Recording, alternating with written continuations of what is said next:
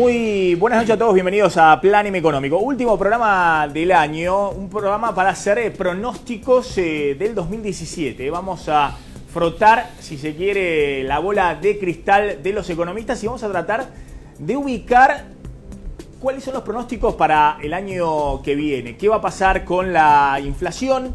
¿Qué va a pasar con el dólar? ¿Qué va a pasar con el crecimiento? Que es hoy, si se quiere, la preocupación principal. Si la economía arranca y cuándo arranca la economía. Y en todo caso, cuando arranque la economía, si eso va a significar simplemente un rebote o efectivamente un proceso de crecimiento que pueda sostenerse más allá de las elecciones de octubre próximo. El dato fundamental, ¿no? El dato fundamental que está dando vuelta, ¿qué pasa en el escenario político del 2017? Y gran parte de lo que sucede en el escenario político tiene que ver con la marcha de la economía. En un ratito, Claudio Suchovicki, nuestro especialista en finanzas, te va a contar también el dilema típico de la Argentina: pesos o dólares, qué hacer con los ahorros en el año 2017, después que podamos de alguna manera modelar el escenario macroeconómico de lo que puede pasar con la economía en general el año próximo. Carlos González Prieto te va a contar qué va a suceder con la primera campaña y la primera cosecha pura del campo para Mauricio Macri.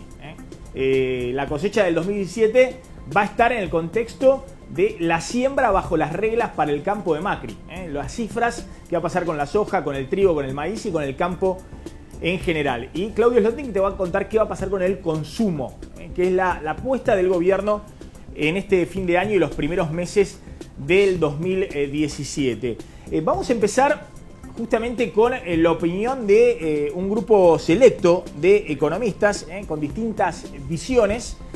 Vas a escuchar en los próximos 3 minutos a Claudio Loser, ex economista del FMI, a Miguel Bain, consultor económico, en su momento, el año pasado, asesor de campaña de Daniel Scioli, pero hoy muy cercano, si se quiere, a las ideas económicas de Mauricio Macri. De hecho, es el que, lo vas a ver, el que pronostica la posibilidad de un mayor crecimiento para el año próximo. Mario Blecher, ex presidente del Banco Central.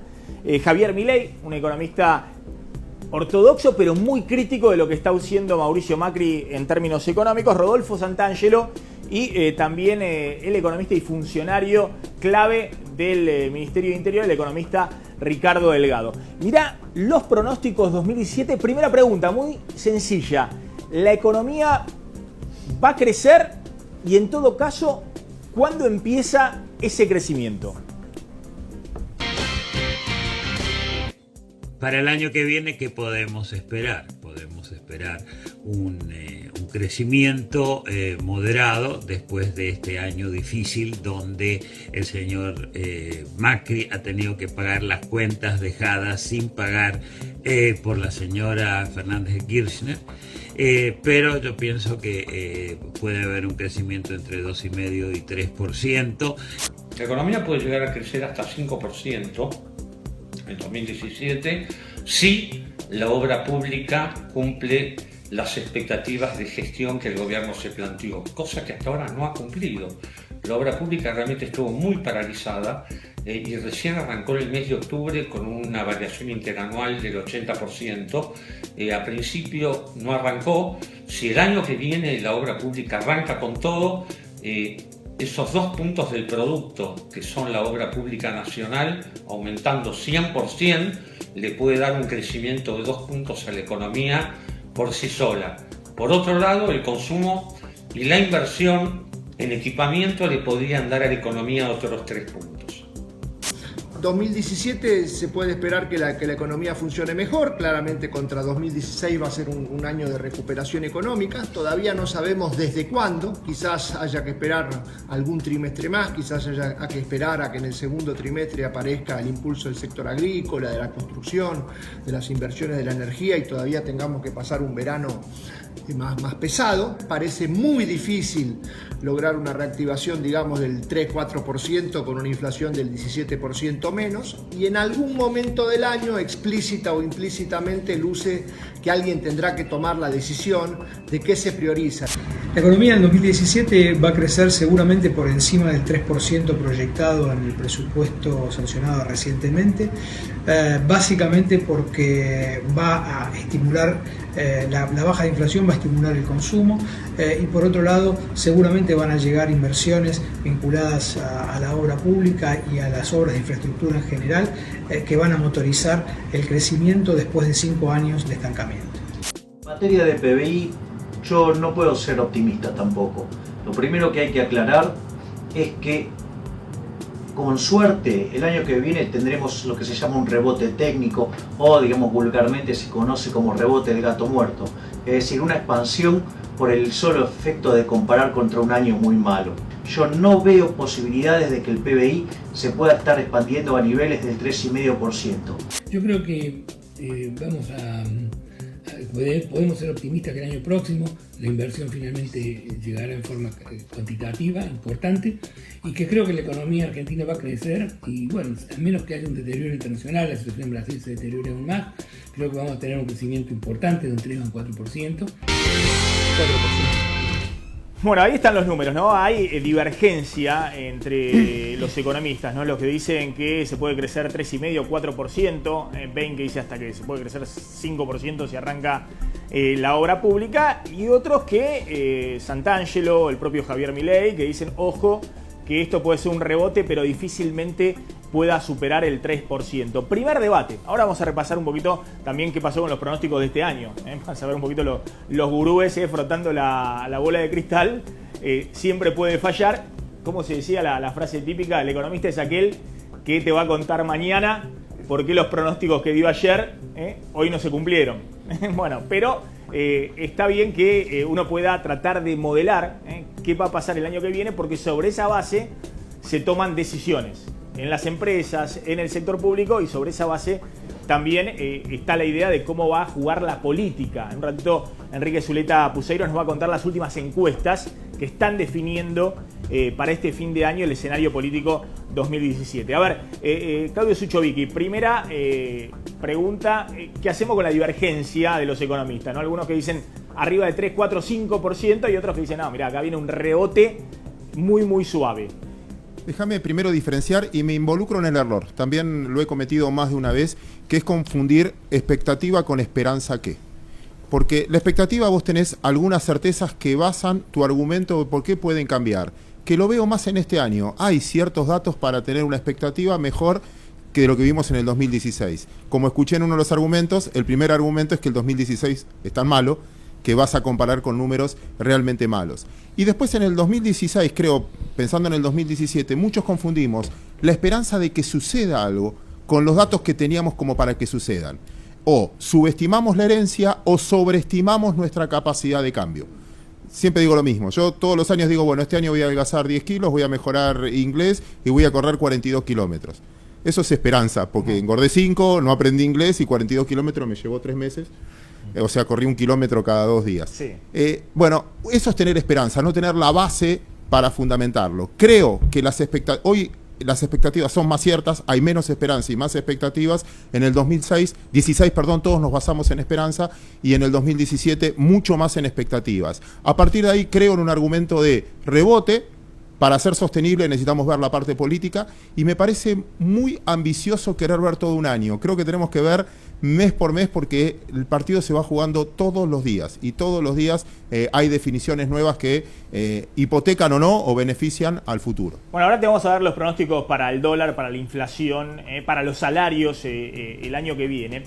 Estaba claro que este año era, siempre digo, el año par, año del ajuste, y más allá de la esperanza, la expectativa que tenían algunos economistas o el propio gobierno, todos sabían que este año venía un año de caída del nivel de actividad, si tenías que devaluar, si eso iba a disparar la inflación y demás. ¿Qué pasó con los pronósticos este año? Y ahora voy a incorporar a nuestros invitados. Bueno, los pronósticos de inflación, me parece que, sacando algunos casos que fueron verdaderamente absurdos, en general todos estuvieron con la idea de una inflación este año que iba a estar entre el 36 y el 39%. Y es más o menos lo que se va a cumplir este año.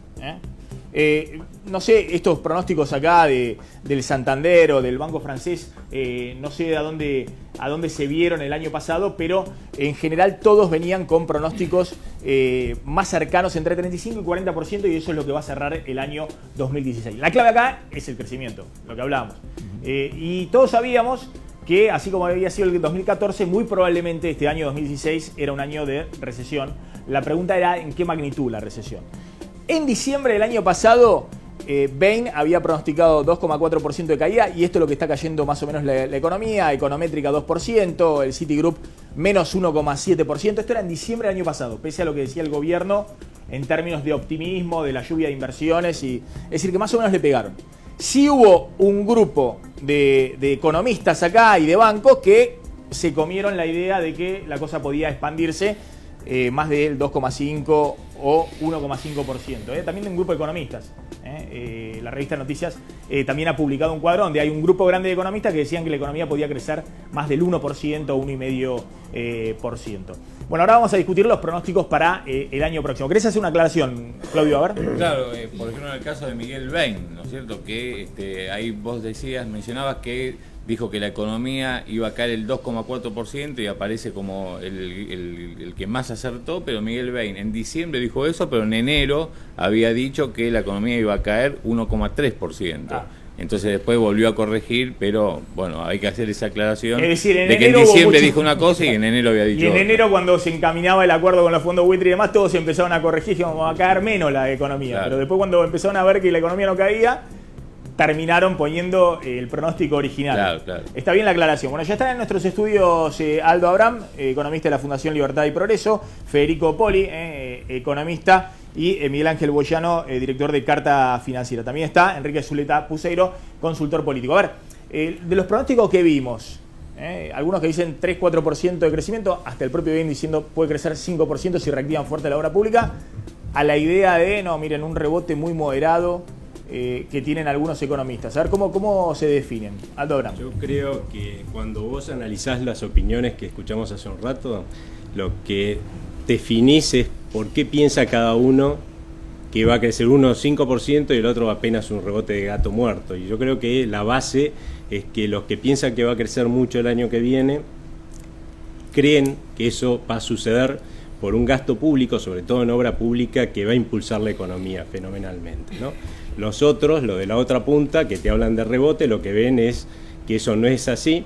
Y por otro lado también lo que están diciendo es, ojo, porque hace 4 años que venimos con un año de recesión, un año de reactivación, un año de recesión, un año de reactivación. ¿Quién te garantiza que ahora no nos viene el año de reactivación y después hay que ver cómo se sostiene esto? Y ahí el problema es la inversión, fundamentalmente, ¿no? Que llegue de una buena vez la inversión, y la verdad es que se vuelve muy difícil. Cuando vos a los inversores lo que le das es la señal de que a partir del año que viene vas a volver a aumentar la carga tributaria sobre el sector productivo argentino. Y ahí es donde yo veo que este gobierno se está equivocando.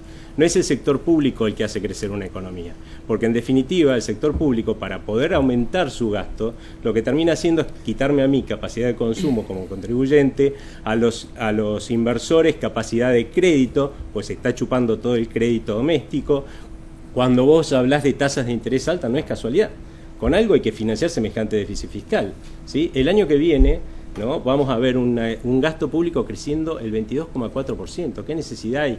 Toda la discusión de el impuesto a las ganancias que hemos visto en esta semana se hubiera resuelto simplemente haciendo crecer el gasto público 21%. Y mirá la discusión que estamos teniendo. Es sacarle plata a la gente para que gaste el Estado. Imposible que Aldo eso Abraham genere entonces crecimiento. está más cercano a los que plantean un rebote tenue, si no logramos relevante. si no logramos ver cuál es el problema de fondo, que es que así no vamos a atraer inversores, sí, sin lugar a dudas. Federico Poli. Mira, claramente yo creo que lo que nos tendríamos que estar preguntando hoy en la Argentina, quienes vamos a pronosticar el futuro, es cuáles son las causas de este estancamiento que ya lleva 4 años, desde 2011. Digo esto de que subimos, bajamos. Ahora, cuando mirás la industria no vino subiendo, bajando. La industria desde el 2012 cayó 2,3%, En el 2013 tuvo un pequeño repunte 1,4, en el 2014 bajó 2,6, en el 2015 bajó 0,8 y este año cae 5,4 acumulado a octubre. Es decir, que la industria se desplomó. Entonces, lo que digo yo es, si le sumamos esta situación, ¿por qué esta situación del sector industrial? Por el tipo de cambio. Digo, acá hay un atraso cambiario que no se terminó de corregir, que está un poquito mejor que lo que dejó Kicillof, pero que no se terminó de corregir, pero además con una economía un poco más abierta, donde lo que estás viendo es destrucción de empleo y destrucción de pymes. Entonces, yo te digo, mientras nosotros no resolvamos el tema de tener unos precios relativos distintos, bueno, tenemos el riesgo de entrar en estos procesos de caída y de estancamiento secular. Si el año que viene crecemos, rebotamos lo que caímos este año, bueno, puede ser. Ahora, ¿eso qué significa? Puede ser y puede no ser. ¿Por qué puede no ser? Porque, digo, todos están descontando que va a ocurrir lo que pasó durante el populismo. Y cambiamos el régimen de política económica. Digamos, quitamos la represión financiera, quitamos la represión comercial, hay un mayor desempleo, que se suma, hay índices de pobreza inaceptables, etcétera, etcétera. Cuando yo les doy un dato respecto al tema del empleo. El empleo que mide, más que el dato de desempleo, que tiene que ver con la tasa de actividad que varía, lo que hay que mirar es la tasa de empleo a tiempo completo. Esa tasa de empleo a tiempo completo es la que más indica el nivel de actividad. Bueno, esa tasa a tiempo completo, el año pasado, digamos, entre el 2014 y el 2016, porque el 2015 no tenemos medición, cayó entre 3 y 4 puntos. Hoy es del 34-35%, que es el nivel del 2003-2004, cuando empezó la recuperación. Entonces, lo que digo es, ojo que el push de demanda, de hacer el atraso cambiario el año que viene mayor que el que tenemos este año, aumentar los ingresos, a lo mejor eso va en más ahorro y va en compra de dólares y no va al consumo. Digo. Entonces, podemos no rebotar, y si rebotamos, lo que digo es, los transables están destruidos. Toda la industria, no hay un sector en la industria que tenga rentabilidad, excepto algún sector agroalimentario vinculado con el complejo agroexportador. Pero nada más, es decir, esta situación es muy peligrosa, es mucho más peligrosa de lo que se está mirando. A ver, miren qué Boyano. Yo estoy también dentro de los que piensan que el crecimiento sería más bien moderado. Me parece que es un crecimiento eventualmente artificial, justamente fogoneado por gasto público, y hay 3 elementos que tengo para destacar. No da ninguna impresión de que se esté cambiando el escenario para la inversión, no hay ningún incentivo, nada que lo favorezca. Yo subrayo, y lo he hecho varias veces en Plan M, la cuestión del costo laboral, que es lo que necesita que Argentina pueda tener un crecimiento genuino de trabajo a través de las pymes, que son el 80% del empleo. Si vos seguís teniendo una carga tan dramática para las pymes, no vas a tener ese crecimiento genuino de empleo. Y por último, me parece que hay que empezar a tener en cuenta que el contexto internacional podría complicarse, no solamente por suba de tasas, sino que también China se está complicando. No sé cuán presente tiene la gente que hay una fuga de capitales masiva en China. Perdieron 1/4 de las reservas en los últimos 2 años, y eso le puede pegar a la soja, y cuando eso le pega a la soja, a la Argentina le hace mal. Entonces hay que ver las cosas también en términos dinámicos, y no soy muy optimista en ese sentido. A ver, lo que uno visualiza, ¿no? Viendo las distintas posiciones de los economistas respecto al futuro y al presente, es que el gobierno recibe críticas por partida doble. Recibe críticas de un sector de economistas que dicen no hizo el ajuste fiscal, no liberó con señales a la inversión, y recibe también críticas de economistas que dicen, miren, acá tiene un atraso cambiario muy grande, sigue metido en una lógica de lo que pasó en los últimos años. Está bien que le dé algún impulso al sector público, pero con eso no basta. Y lo que dicen en el gobierno es, mire, estamos haciendo el primer experimento de salir de una situación de alto déficit fiscal con atraso cambiario sin las crisis de otra época, que se traducían o en un ajuste fiscal muy fuerte o en una devaluación muy muy pronunciada. Es un experimento del famoso gradualismo. Ver si vos podés ir llevándola sin devaluar lo que algunos dicen que es necesario y sin hacer el ajuste que otros dicen que es necesario. Básicamente porque plantean que no hay margen político. Digamos que el gradualismo no es un acto de fe del gobierno de Macri, sino es un acto de pragmatismo, de reconocimiento de la realidad política. Vamos a hablar también con Zuleta Puseiro. Creo que el escenario político para el año que viene y económico se cierra con los pronósticos de lo que pueda pasar con la inflación, con el dólar y con los salarios, que son las variables claves que de alguna manera configuran lo que pueda pasar con el crecimiento. Y creo que hay un AO y un DO, ¿no? Un antes de octubre y un después de octubre en los pronósticos de los economistas. Mirá lo que opinan respecto al dólar, la inflación y los salarios para el 2017, frotando la bola de cristal algunos de los economistas que consultamos. El tema siguiente es el de la inflación. Yo diría que la inflación está bajando, pero no lo suficiente, y pueden haber shocks internos debido a la situación que podemos ver en términos de negociación de salarios. Yo creo que la inflación no va a bajar del 10 al 15%, lo cual es un problema serio. Dado que con esos niveles de inflación no se puede manejar la economía. La inflación la vemos en la zona de 23-24%, de los cuales hay 3 puntos de tarifas. Transporte, que va a aumentar en enero, electricidad, que seguramente va a aumentar en febrero, y el gas, que va a aumentar en el mes de abril. Separando esos 3 puntos, hay otros 20 puntos de inflación llamada macroeconómica, por llamarlo de alguna manera. Los salarios le van a ganar a la inflación, estimamos 27-28%, y esa diferencia de 4 puntos es lo que va a hacer crecer 3% el consumo el año que viene. Los salarios le van a ganar a la inflación luego de un año difícil como este que estamos cerrando. Seguramente la inflación va a estar entre el 17 y el 20% el año próximo, y los salarios en promedio van a superar ese porcentaje, con lo cual se va a mejorar el salario real y eso va a estimular la demanda y finalmente el consumo. Lo que uno tiene que entender es que la inflación es siempre y en todo lugar un fenómeno monetario, y el tipo de cambio es un precio más como cualquier otro precio de la economía.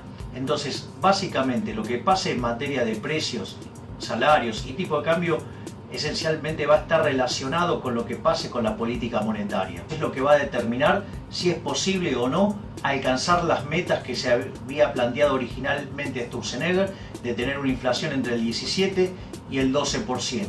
La realidad es que, como venía trabajando el Banco Central, eso era factible.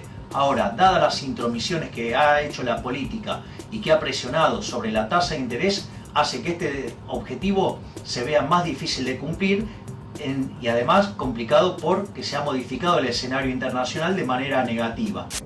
Dólar, salarios, todas esas variables van a estar armadas alrededor de esto, del diseño de la política monetaria. El mercado cambiario funciona con oferta de dólares excedentes, no porque esté habiendo un boom de exportaciones o porque esté habiendo un boom de inversiones privadas, sino porque el Estado es el que trae dólares a través del mecanismo del endeudamiento y del blanqueo para hacer gasto en pesos. Eso es lo que artificialmente contiene el tipo de cambio bajo. El tipo de cambio uno imagina que se va a retrasar, pero por supuesto endógeno a todas estas discusiones. El dólar va a seguir subiendo, evidentemente. No hay un valor fijo a menos que encontremos una inflación similar a la de otros países en el mundo. Así que yo diría un tipo de cambio que se vaya a 18 no es nada sorprendente para el año 2017. Estimamos un dólar en la zona de 18 pesos antes de las elecciones, y seguramente algo menos de 20 pesos a final del año próximo. Yo creo que el dólar va a estar en torno a los 18 pesos hacia fin de año, como lo estipula el presupuesto, y me parece que digamos, es importante que tengamos en claro que la economía argentina dejó atrás un periodo en donde la divisa americana o la ausencia de esa divisa era un problema estructural de nuestra economía. Bueno, ahí está la gran pregunta, ¿no? Dólar, inflación y salarios. Ahora vamos a recopilar algunos de los principales pronósticos, más allá de lo que dicen los economistas que consultamos. ¿Qué va a pasar con el crecimiento, la inflación y el dólar? Empecemos por el dólar, Claudio, por el crecimiento habíamos hablado anteriormente. Dólar 2017. Sí, digamos, acá las proyecciones que hacen los economistas van hacia fin del 2017 y vos fíjate que es un dólar digamos, controlado, que en todo caso acompaña la inflación, un dólar que según Bain tiene un tope de 20 pesos, pero si uno repasa justamente las otras consultoras, lo ve en un rango de entre 18 a 19 pesos. Ese es el dólar que están viendo en general estos economistas, insisto con esto, es un dólar después de octubre, hacia fin de año, pero un dólar controlado, esa es la... Pero disculpame, es un dólar que no sube más de 20%. Claro, por eso, pero si vos te fijás... ¿Esto es después de octubre? Sí, es ¿O es hasta octubre? No, es un dólar a fin del de año 2017. pasado. Por eso yo te digo, es un dólar que acompaña la inflación que están previendo los propios economistas. No hay ningún economista que esté hoy diciendo el dólar va a subir por encima de la inflación. Están viendo la inflación en torno al 20%, el que más lo da es 24-25%. El 25% lo da LSG, que es la consultora de Martín Lustó. ¿Está viendo un dólar de cuánto entonces a fin de año? Y ellos están viendo un dólar de 19 pesos. LSG. Por eso te digo, la inflación más alta la ven ellos. La inflación más alta, pero aún así el dólar, todos están viendo un dólar tope de 20 pesos a fin del año que viene. Y fíjate, ahí tenemos la encuesta que hace el Banco Central entre 52 consultoras. Dan un crecimiento de 3 puntos, una inflación del 20%, 20,2% y un dólar promedio de 18,30. A fin del año que viene. Ahora, vos cuando analizás la dinámica de qué dicen las consultoras o qué le contestan los consultores al Banco Central, te das cuenta que en los últimos meses vinieron reduciendo sus pronósticos de crecimiento y cada vez dan un nivel de inflación más alto. Vos si me preguntás, yo creo que son todavía datos que ni siquiera incorporaron el resultado de las elecciones en Estados Unidos. Son datos que todavía me parece lucen optimistas de lo que puede llegar a ser. Bueno, el FMI que da 2,7% de crecimiento, 23% de inflación y dólar no hacen pronósticos. A ver, Claudio Sucho, el escenario claro, es el escenario conservador, la idea de no va a haber olas, digamos. Ajustaron todo por inflación, pero a ver, en un año, 2016, donde ninguno acertó, la minoría acertó Brexit, donde nadie acertó Donald Trump, donde María Eugenia Vidal, donde Colombia, donde hubieron todos hechos, la verdad, inesperados, estar hablando de cuánto va a valer el dólar al final del 2017 es agarrar una cuentita y ajustar, repito, todo por inflación o por tasa de interés. Comparto algo que decía Miguel Ángel recién, que primero, el 70% de la formación de precios argentinos no tiene que ver con la Argentina, tiene que ver con el contexto internacional. Lo de China no es menor y el cambio de sistema, si querés, de algún punto de vista de lo que está pasando en Estados Unidos, también me parece relevante. Devaluaron todas las monedas latinoamericanas, la Argentina es la que menos devaluó en el último tiempo desde que ganó Donald Trump. Ahí tengo un pero, que digo, es difícil, Estados Unidos plantea una decisión proteccionista. Es difícil ser proteccionista con un tipo de cambio alto. O sea, yo creo que ellos mismos no van a dejar que el dólar se aprecie tanto contra las monedas latinas, contra el yen, contra el yuan, contra las materias primas. Si no, es difícil ser proteccionista y tener un tipo de cambio súper alto, porque ahí van a importar todo. Con lo cual, le pongo o sea, lo que estoy diciendo es, el panorama internacional cambió para peor, pero tengo mi lado positivo diciendo, estamos exagerando el poder de daño y quizás esto que funcionó muy mal estos 2 meses y quizás un mes más, después sea una buena noticia para mediano y largo plazo porque descontamos, repito, un escenario complicado internacional. El resto, insisto, primer cuatrimestre, tenés el mayor vencimiento de deuda de la Argentina, porque en el abril vence el Bonar 10, vence el Global 17 y vas a necesitar muchos dólares. Al mismo tiempo tenés la mayor entrada de dólares, porque vas a tener que tomar dólares prestados, y lo que decía Santangelo está muy bien, te van a entrar muchos dólares y tenés un número de blanqueo que para mí va a seguir siendo exitosísimo, la cantidad de dólares, no que van a entrar en sí físicamente, pero sí que van a empezar a tributar, y desde ese punto de vista podés paliar esa presión devaluatoria.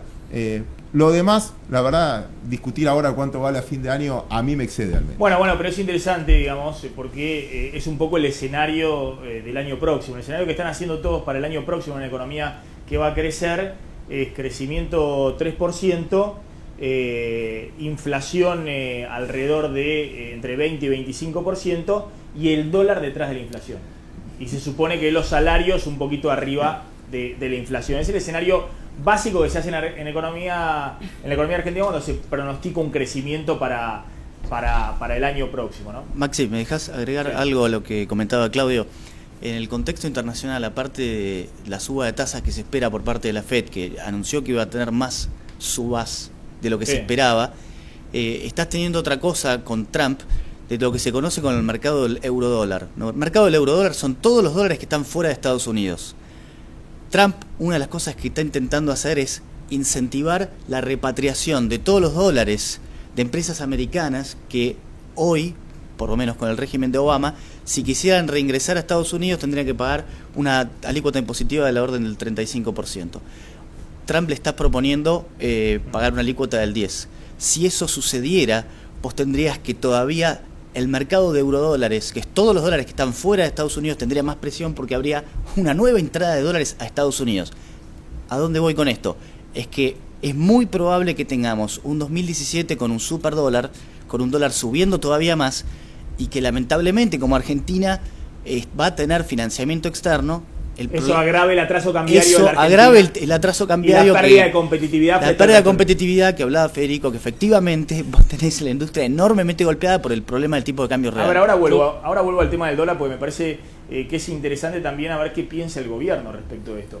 El gobierno venía con la idea de que Argentina no debía volver a la vieja receta del atraso cambiario para frenar la inflación. Pero tampoco es que está haciendo demasiado porque sabe que si trata de que el dólar repunte un poquito, eso puede significar más inflación en una economía que todavía no termina de arrancar. Y doy el ejemplo de las últimas semanas. Desde noviembre, después del efecto Trump, la compra de dólares en la Argentina, que ya venía haciendo $1.000 millones billete por mes, venía fuerte, se aceleró un poquito más. Está muy muy fuerte. El dólar subió 5% prácticamente en noviembre, pero después no hubo subas adicionales porque si bien la demanda de dólar billete está muy fuerte y los dólares de los argentinos se gastando en el exterior, está ingresando muchos dólares del blanqueo, muchos dólares del 10% necesario para pagar el blanqueo en el exterior. El Banco Central podría comprar esos dólares y generar que el dólar siga subiendo un poco más, pero evidentemente no lo está haciendo, entre otras cosas porque quiere un dólar más calmo, digamos. La idea de que después tendría que sacar esos pesos. Bueno, si compra esos pesos tendría que aumentar su problema de las LEVAX porque los tiene que esterilizar, por eso no lo hace. Maxi, está bien. Digamos, son decisiones de política, de política económica. Pero es un error pensar, como dijo Sturzenegger, que no importa comprar con LEVAX reservas, que es lo que te decís que debería terminar haciendo, porque eso implicaría que vos deberías devaluar tu moneda o hacer subir el tipo de cambio al mismo ritmo de lo que estás pagando de tasa de interés. Y más todavía, porque hoy supera el valor de las LEVAX, supera el valor de las reservas, como decir 10%. O sea, deberías estar más por arriba de la tasa de interés. Acá la discusión básica, el Banco Central terminaría fundiéndose. Está bien, pero la discusión básica es si alguien ve alguna crisis en el horizonte el año próximo. Si el Banco Central llega a ver que puede haber una crisis próxima, cercana, que corte el financiamiento de la Argentina, y debería estar comprando reserva a lo loco, como pueda, como le recomendó el FMI, la misión que vino del Fondo Monetario le dijo: ustedes tienen que comprar reserva, compren reserva, acumulen reserva. ¿Por qué? Porque las reservas son el reaseguro si hay una crisis. El tipo de cambio flotante, la idea de que se corta el financiamiento y el dólar salta, bueno, en todas partes del mundo funciona, menos en la Argentina. Y eso lo podés morigerar si tenés reserva en el Banco Central. Pero bueno, no quiero entrar en esta discusión. Evidentemente el Banco Central está confiando y el gobierno está confiando de que el año que viene va a tener el financiamiento necesario para refinanciar los vencimientos de deuda, para atender la demanda muy fuerte que hay de dólares de los argentinos y demás. Maxi, a mí me parece que lo sustancial de esto que estamos discutiendo es si estamos de acuerdo en el diagnóstico de que el problema de la Argentina es la falta de competitividad, el atraso cambiario. Después vemos qué se puede hacer y cómo lo hacemos, pero quiero decir, ¿cuál es el diagnóstico? El diagnóstico es este. Yo te digo, porque las discusiones que escucho en la Argentina son las discusiones, lamentables discusiones del pasado, de los productos argentinos transables son caros en dólares. Y sí, señor, eso es el atraso cambiario. Hoy no tenés un solo segmento de la industria manufacturera que sea competitivo.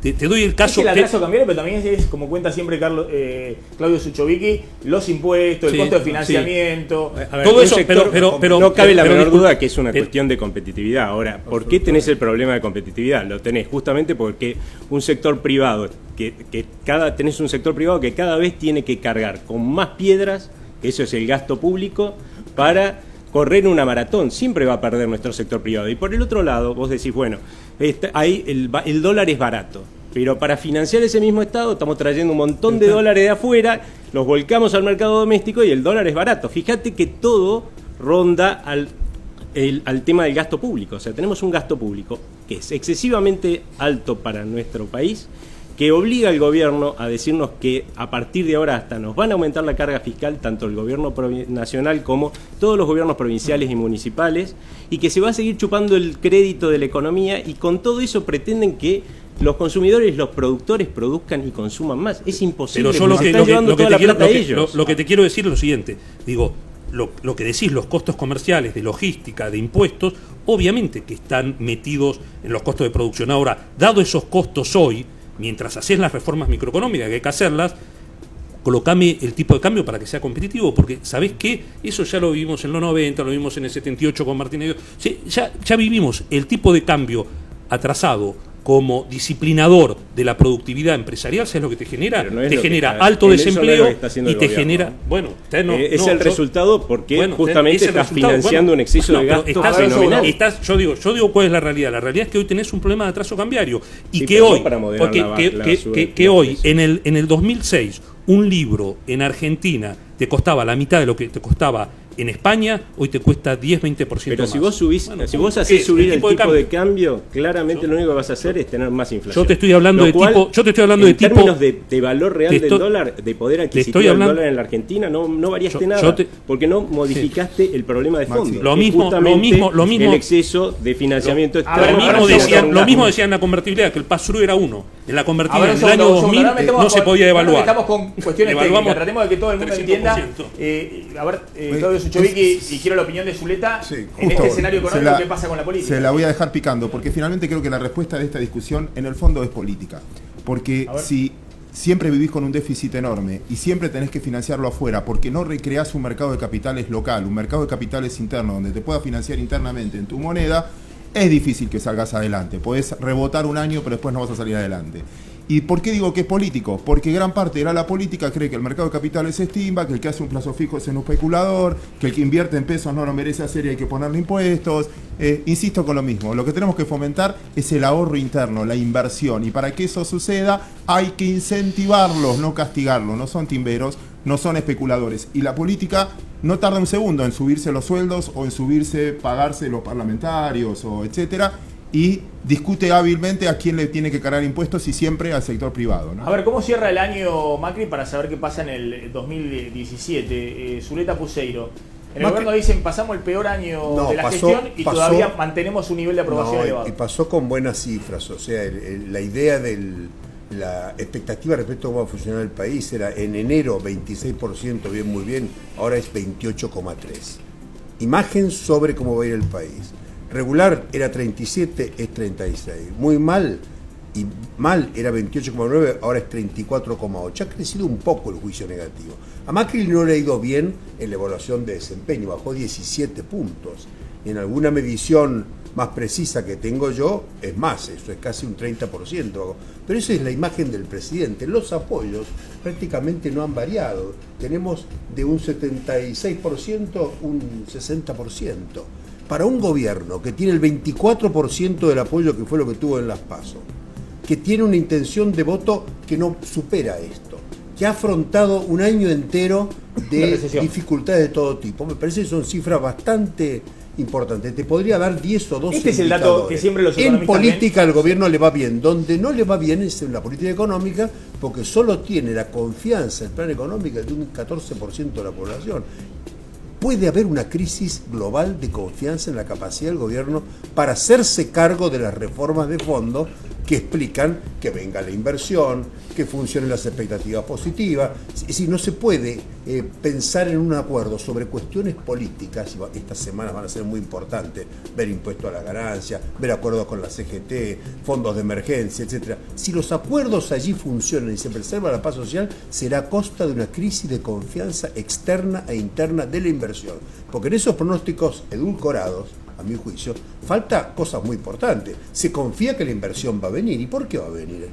¿Cuáles serían las razones por las cuales la inversión va a descubrir la Argentina con todos estos costos? El otro factor que se confía demasiado es en el tema del blanqueo. El blanqueo también es una cuestión de confianza. No es automática. Vamos a ver qué pasa. Si hay una crisis de confianza en el sistema, es muy posible que la gente le diga no al blanqueo. Sectores importantes que son los que cuentan para hacer la diferencia. A ver, uno de los datos importantes es este, ¿no? Que siempre se ve respecto a la expectativa, que un poco conforma si estas expectativas, que para algunas que vienen cayendo fuerte, se terminan de derrumbar, bueno, hay un problema grave para que efectivamente después se concreten en la realidad. Pero bueno, según los datos de Zuleta, todavía hay una mayoría muy notoria, muy importante, que creen que la situación, si bien hoy es mala, va a mejorar el año que viene.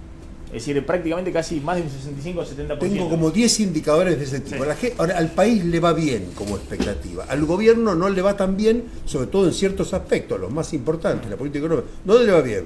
Le va en la política social, bastante bien. Le va bien en la política exterior. Le va bien en la política de infraestructura, a pesar de las dificultades enormes que tiene de implementación.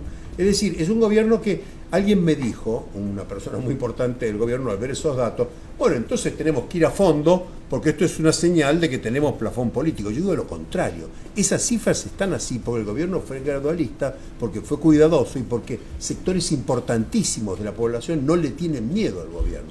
Creen que no es un gobierno agresivo, que no es un gobierno que va a romper las reglas, que no es un gobierno que va a escupir hacia arriba. ¿Te acuerdas? Y eso hace que tenga esas cifras. Vamos a ver un poquito los riesgos. ¿Cuáles pueden ser los riesgos económicos para el año que viene? Y vamos a tratar de terminar de delinear un poco cuál es el escenario político. El voto, claro. Y claro. ¿Quién compite?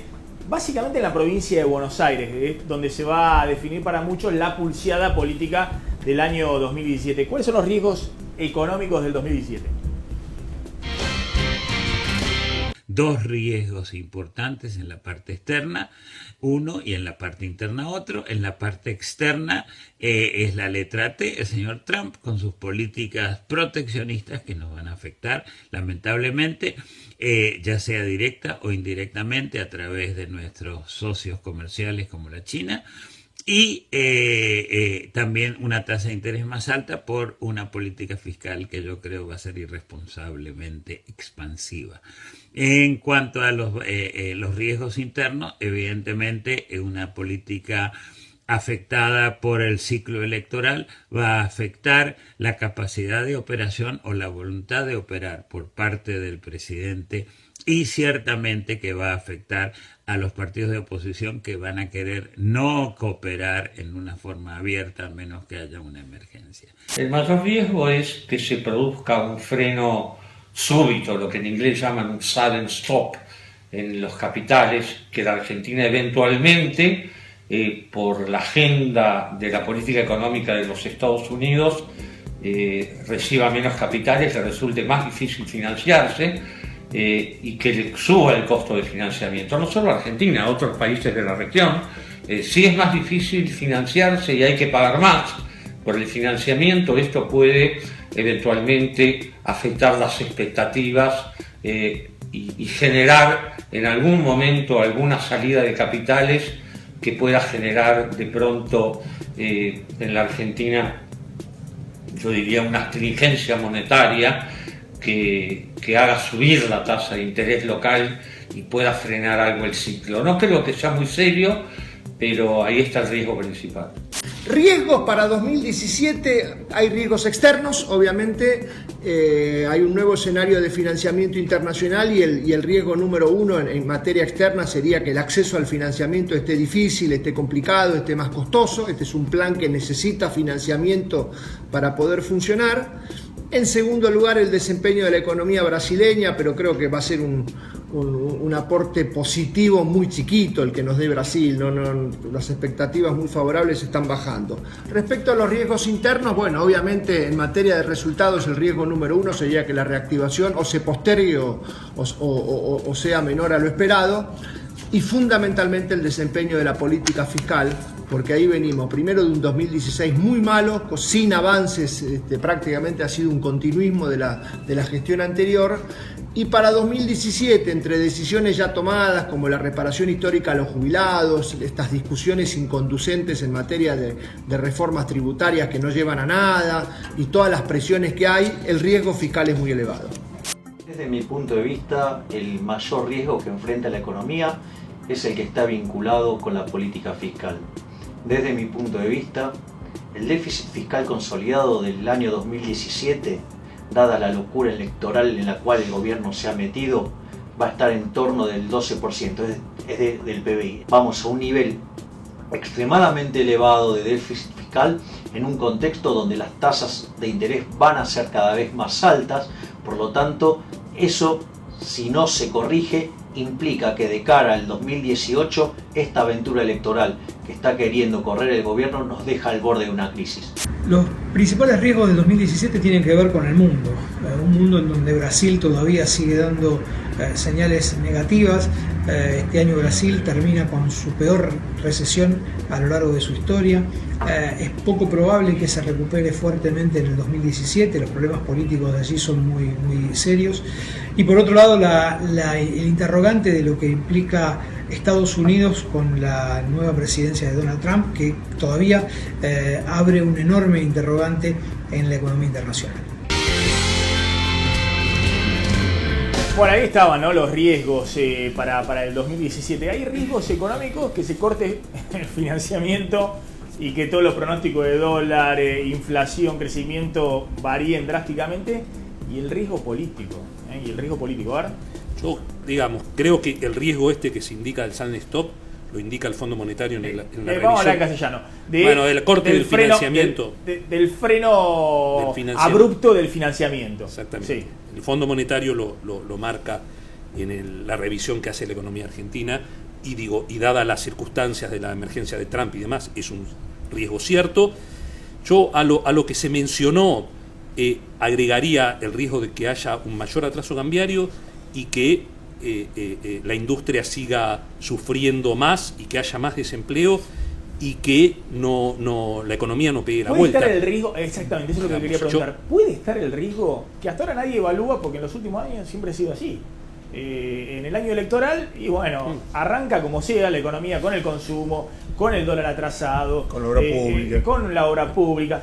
¿Puede estar el riesgo de que esa recuperación, que ya se está viendo en el campo, ahora nos va a contar Carlos González Prieto, pero que no llegue, que efectivamente el cambio de al bolsillo no llegue? Lo que pasa es que vos tenés que ver por qué está ese riesgo. Fundamentalmente, nosotros los economistas venimos postergando. Primero era en el segundo semestre salimos, ¿sí? Después en el último trimestre salimos, y hasta ahora no salimos, ¿no? Ahora es el primer trimestre del año que viene, ¿no? Y lo único que vos estás viendo que hoy realmente se reactiva, y en eso coincido con lo que decían hace un rato, es el campo. Y no es casualidad que es el único sector de la economía que se ha reactivado y por lo tanto le ha puesto un piso a la caída del nivel de actividad. Porque es el único sector al que vos le bajaste la presión tributaria. Eso yo creo que debería ser una señal. Tipo de cambio real. ¿Sí? Sí, a todos los demás también, y sin embargo se siguen cayendo. Pero a los que le quitaste fundamentalmente es una enorme presión tributaria.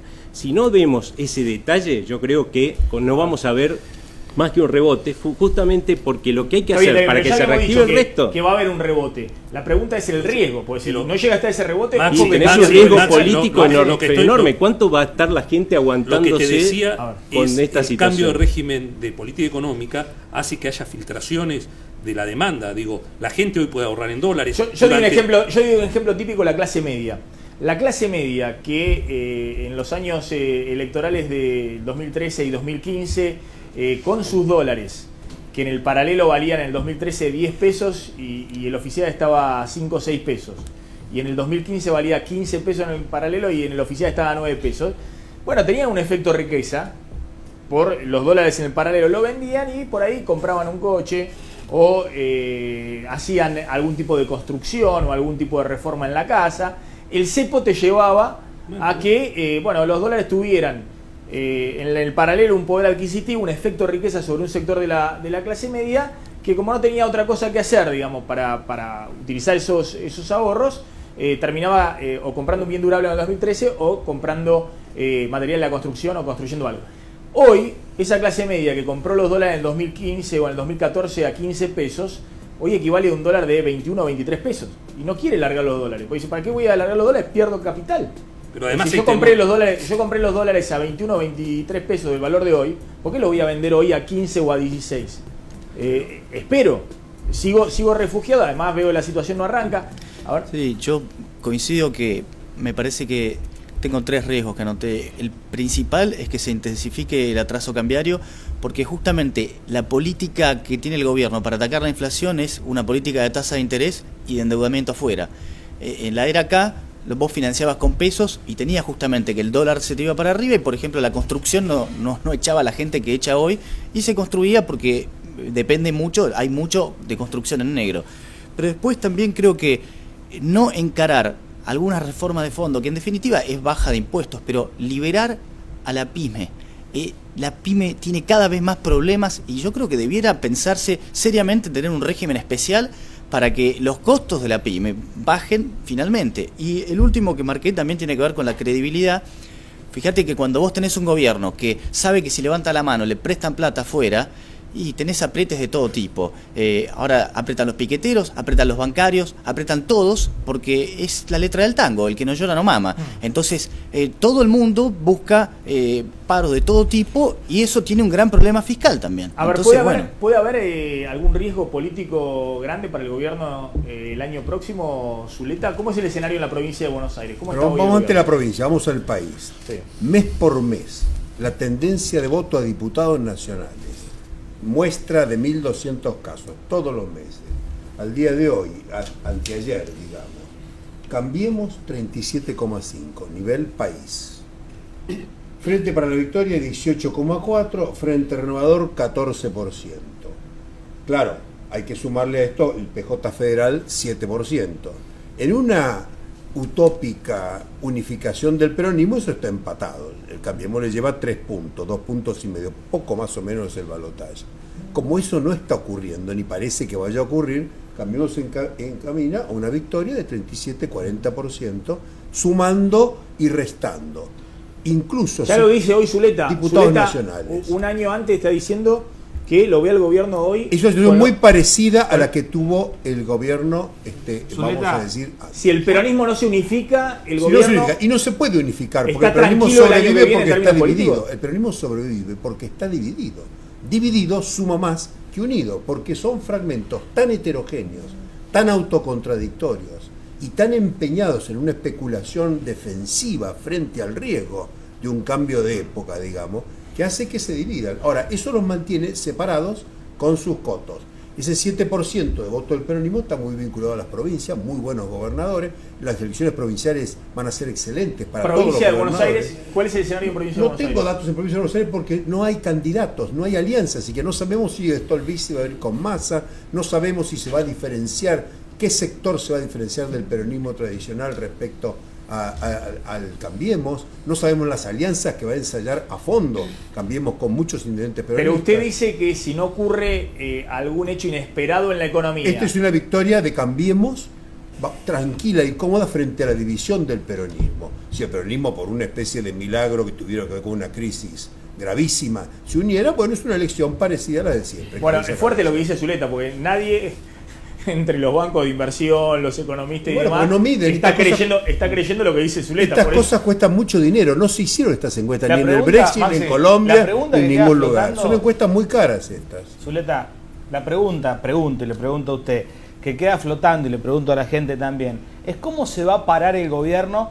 de cara al próximo año electoral con los peronistas a los que necesita, porque por un lado los necesita para generar los consensos necesarios en el Congreso, pero por otro lado van a entrar a competir fuerte el año que viene. ¿Usted cree que va a haber un grupo de peronistas con los que el gobierno de Macri se va a enfrentar duro o va a ser todo amor y paz? ¿Y qué va a pasar con Massa? Ya tiene un sector. ¿Qué van a hacer con Massa? Va a tener un sector del peronismo que va a jugar a fondo, que es el Frente para la Victoria y sus aledaños. Ahora, tiene hoy por lo menos 30 o 40 dirigentes del peronismo que están descolgados, que tuvieron que ver con el sionismo, no forman parte de las estructuras ni de lejos de la Cámpora, ni del kirchnerismo, que esos están vacantes.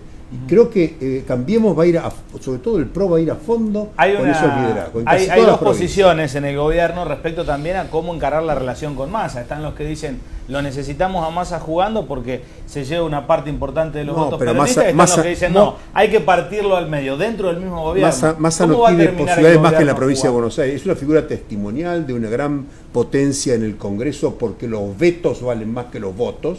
Pero no más que por eso. Electoralmente no veo una extensión de Massa. Incluso pienso que muchos de los aliados de Massa son hoy parte de Cambiemos, que es el caso de Gerardo Morales en Jujuy, o de muchos gobernadores que jugaron más cerca del masismo que del PRO en la elección pasada. A ver, te tranquiliza el escenario, Claudio Sichevich, el escenario que plantea Zuleta, no es el escenario que están viendo los decisores en materia económica. Al contrario, todos están con la idea, bueno, vamos a ver qué pasa en octubre, si el gobierno llega, en qué condiciones, si tiene chances de ganar en la provincia de Buenos Aires o no. Y de hecho eso se pone como una de las excusas de que no haya inversiones, más allá de los problemas que contamos en materia económica. Muy buen punto es el que planteas ahora. Siempre que hablas con inversores, me voy a mi nichito, al bien mercado. Cuando hablas con inversores nunca te preguntan sobre el oficialismo, te preguntan, decime quién es la oposición, quién puede venir después para ver si una inversión va a 5, 6, 7 años. Al principio no había dudas, por eso confundíamos la esperanza de que suceda con las expectativas y daba la sensación de que Argentina iba por un periodo mucho más largo desde ese punto. En las últimas discusiones sí perturbaron, porque vos decís que la oposición se puso de acuerdo diciendo que los que invertimos y ponemos la plata en pesos somos especuladores o somos, ¿sabes qué? Entonces no tengo incentivo a ahorrar en pesos. Dame otra cosa. Y ahí es donde sentiste el impacto en los mercados en las últimas semanas. Obviamente, de todos los riesgos que creo que estábamos todos de acuerdo y se plantearon la mayoría, creo que el riesgo político para el que tiene que poner la plata, porque el que pone la plata no la pone por 3 meses, 4 meses, eso compras un bono y terminó. El que quiere poner la plata que hace falta es la economía real. Y en la economía real vos invertís a 7, 8, 10 años y para eso necesitas estabilidad en las decisiones. Para mí yo atiendo también a muchos grupos de inversores toda la semana. A mí las preguntas que vienen tienen que ver con la incapacidad del gobierno para armar acuerdos nacionales. Lo que les preocupa a ellos es la idea de que no haya la posibilidad de colocar un grupo de cuestiones y de reformas al margen de la conveniencia política. Esta especie de cerrarse en una identidad propia y de hacer política contra todos y de redefinir el escenario, eso es lo que preocupa a muchos inversores. ¿Cómo puede ser que en este país, con las condiciones que hay, no estén ustedes pensando en romper con el péndulo? En hacer algunas cosas de fondo que necesitamos todos. Eso es lo que más les preocupa. A ver, vamos a repasar qué puede pasar. Hablo de inversores productivos, no hablo de los especuladores. Con el campo en 2017 y después Claudio Sichevich nos va a contar un poquito cómo se espera en un año electoral. Con los ahorros, ¿dónde? Si enterrados en el jardín, si en los bancos, en la bolsa, ¿dónde poner los ahorros en un año electoral como el 2017? Carlos González Prieto, todos coinciden. Reactivación en el campo y un año con la primera cosecha pura de Macri, ¿no? La siembra, la campaña propia de Macri en el 2017 que va a ser exitosa. Sí, bueno, como comentaban hace un ratito Maxi en el panel, fíjate las primeras medidas que toma Macri, le saca las retenciones al trigo, que era ridículo, tenían retenciones a un cultivo que no dejaban exportar, le saca las retenciones al maíz y le saca las retenciones al girasol. Allá cuando arranca, a principios de año, ¿cómo le responde el productor? ¿Cómo le responde el mercado? Incrementando notablemente la producción. 20% más de trigo se sembró este año ya, casi 40% más de maíz, 7,2 millones de hectáreas, un récord realmente, y el girasol que pasó de 1,2 a 1,6 millones de hectáreas, 30%. Le levantan la pata y explota el campo. ¿Qué pasa con la soja? Vamos a tener una cosecha un poquito inferior, ahí los gráficos muestran 20 millones de hectáreas, pero va a ser muy difícil llegar a los 20 millones de hectáreas. Justamente el cultivo al que le dejaron gran parte de las retenciones. Va a caer la cosecha de soja. Va a caer la cosecha de soja. Este es un dato de la realidad. O sea que Macri... que también impacta en el mundo, porque somos el tercer productor mundial de soja detrás de Estados Unidos y Brasil. Macri en su primer año, con ese cambio de reglas de juego, frena el proceso de sojización de los últimos años. Claro, totalmente, porque la superficie sembrada crece, pero baja la de soja y crecen las de los otros cultivos. Después, cuando tomás el total de la cosecha, también vamos a tener un récord. 130 millones de toneladas. Esperan para el año próximo llegar a 150 millones. Vamos a tener este año 130 millones de toneladas. Y este año, ya con toda esta reactivación, también subieron otros indicadores que tienen que ver con los proveedores de insumos en el campo. Toda la metalmecánica, venta de tractores para arriba, venta de maquinaria agrícola para arriba, venta de cosechadores para arriba. El punto es si esta reactivación, que se está notando y no es una cuestión ideológica en el interior, en algún momento va a llegar a las grandes ciudades, porque la realidad es que en las grandes urbes uno tiene la sensación que todavía no arrancó. Claudio Slotnick, el consumo, ¿cuándo se espera que empiece de alguna manera a motorizarse? ¿Cuando estén los pesitos en el bolsillo de los nuevos salarios o ya con este fin de año en el cual se pagan los bonos del sector público, en algunos casos del sector privado, también puede haber cierta recuperación para el verano? Hay un dato alentador que se conoció del último mes y medio, y tiene que ver con la mejora del crédito al consumo. Los bancos que venían mostrando un retroceso en, por ejemplo, las financiaciones con tarjeta, los créditos personales, incluso los prendarios, bueno, desde mediados de noviembre vienen en recuperación. ¿Por qué? Porque justamente la gente tiene y siente que tiene un pesito más porque varias paritarias cerraron y porque se perdió, eso cuentan por ejemplo en los bancos, el temor a quedar desempleado. Desapareció de la discusión del debate público si alguien podía perder el empleo, por lo menos en esta parte final del 2016. Yo creo que de aquí en más la cuestión será si el poder adquisitivo de la gente se logra mantener. Perdóname, ¿ese temor desapareció? Sí. Yo creo que sigue muy presente, tanto es así que hace 3 semanas la CGT le hizo firmar al propio gobierno, que el gobierno firma hoy, con tal de frenar y desactivar conflictos, firma cualquier cosa, le hizo firmar un pacto antidespido hasta marzo. Sí. Digamos, me parece, ¿qué dicen Zuleta las encuestas? Pero ese temor me parece que ha estado presente durante todo el año, el temor al despido, al temor a quedarse sin empleo. Hay un 55% de la gente que no tiene temor a perder el trabajo, aunque cuando uno le repregunta, y si usted lo perdiera, ¿qué posibilidades habría de obtener un trabajo de calidad equivalente? Casi un 60 de ese 55 dice, me sería muy difícil. Pero no es uno de los peores momentos. Yo creo que el temor al trabajo es una cuestión que esgrimen los sindicatos y tiene que ver más bien con el monopolio de esa representación que tiene. ¿Hubo otro momento del año donde estaba más elevado ese temor a perder el empleo? No, hubo un momento cuando se discutió la ley antidespidos. La ley antidespidos. No, de ninguna manera. En ese no ha sido un problema. Es un problema esgrimido por los sindicatos como parte de la extorsión que le hacen al gobierno. Forma parte de un paquete. A diferencia de otros momentos, hoy no tenés, ni te enterás por los diarios, ni tenés a sindicatos denunciando despidos masivos. Bueno, ojo, que las estadísticas, las propias estadísticas oficiales muestran una caída del empleo en blanco de unos 120.000, 130.000 puestos de trabajo. Pero por eso yo hacía mención se ha compensado en parte, según la encuesta permanente de hogares del INDEC, con más empleo precario, por más cuentapropismo, más empleo precario, pero ojo que ha habido una destrucción de puestos de trabajo primer año del gobierno de Macri. Y la pregunta es, en el 2017, si va a ser una recuperación económica con creación de empleo, que me parece que es un dato fundamental también cuando estamos evaluando del escenario político y el escenario económico.